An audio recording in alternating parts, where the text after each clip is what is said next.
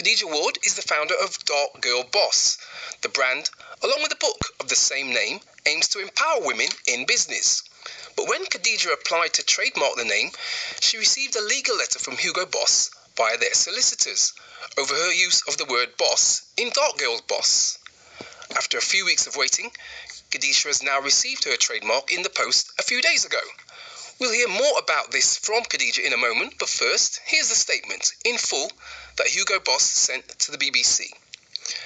It reads, "The evolution of brand registrations is a common process for companies and brands, and one that takes place on a daily basis worldwide. In this case, the registration was requested for clothing and fragrances, and we believe there to be potential conflicts with our products and brand.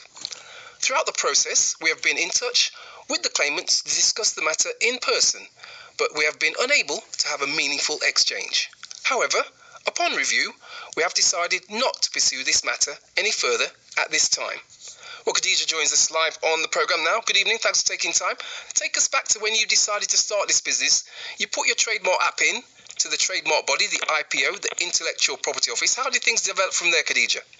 I've done a pre-launch promotion of my book. I created some T-shirts with a logo just to get some momentum going and feel for the brand, and I submitted an application to the IPO, the Intellectual Property Office, and then I received a 6-page threatening letter from Hugo Boss's solicitors. So, what was your response? Well, I was absolutely devastated. The blood actually drained from my face. I was so shocked because I wondered what on earth Hugo Boss would be wanting with me. I couldn't understand what they wanted.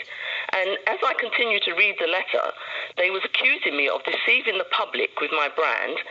They was telling me to permanently delete my Twitter account, all my other social media accounts with the word boss in, and I had to do that all within 7 days, withdraw my application from the IPO, or they would take legal action and I would possibly be liable for costs. And I was absolutely devastated. I was traumatized by it because I couldn't understand. It was so heavy-handed, and I couldn't understand what a large corporation like Hugo Boss, who've been going since 1924, it's a German corporation, I couldn't understand what they would want with me. So what is the aim of the brand and the book in particular? I understand that you're aiming at women. Yes, the purpose of the book is to empower women and girls just to embrace their greatness and to help them into business as well. And the brand is going to be also be in cosmetics and clothing, and it's going to be across the globe as well. It's going to be like I have plans for it to be a global brand. So it's a book to empower women. That's the purpose of the book and the brand. And you yourself have written another book. Briefly, how are you connecting the dots with those two? Are there any connections at all? Well, with Black Sterling is really about economic empowerment for the community as a whole, whereas DARKGIRLBOSS is specifically for women and girls. It's still economic empowerment, but it's specifically addressed at women and girls. All right, well, at the end of the day, a happy outcome to the story. So this year, 2018, moving into 2019, things on the up for you? It will be on the up for me, but first of all, I should say that really it's a victory. It's a victory for me and other creative independents, and I'm really elated. But I'm also quite stunned that after all of the intimidation and bullying ruining my launch, they've now decided to back off.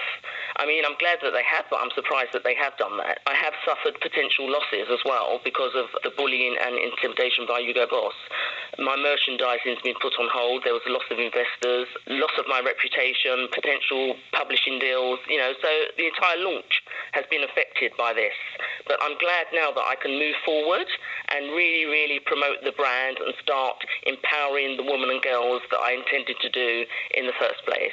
All right, Khadijah, we'll have to leave it there, and we have to stress that the statement from Hugo Boss says that they've decided not to pursue this matter any further at this time. But thank you very much for talking to us about the story here on the African Caribbean Experience. Thanks a lot. Thank you so much, Devon. Thank you very much.